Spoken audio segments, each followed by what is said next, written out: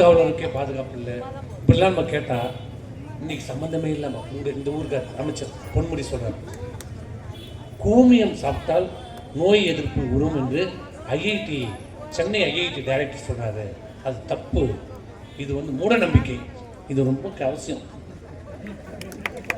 நம்ம முதியோர் காலத்திலேருந்து நம்ம குழந்தை பிறந்ததுலேருந்து அவன் மனுஷன் மூத்திரத்தையும் குடிக்கிறான். சிரிப்பு இல்லை. மொராய் தேசா சாப்பிட்டாலே சிரிப்பதுக்கு சொல்லல.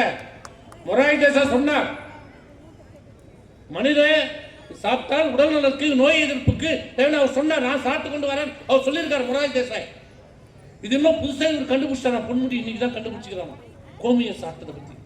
இது காலகாலமாக நமக்கு எல்லாம் தெரியும். நம்மளும் விசேஷத்தில் வீட்டில் கோயிலில் போனால் அந்த மாட்டு கோமியத்தை எங்கள் கோயிலில் பார்த்தோம்னா மாட்டு கோமியத்தை நம்மளுக்கு வச்சு போடுவோம். பண்ணுமா பண்ண மாட்டோமா?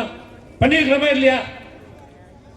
இன்னும் பொன்முடி தான் நீ புதுசாக கண்டுபிடிச்சிக்கிற கோமியம் சாப்பிடுவது மூடத்தனம்.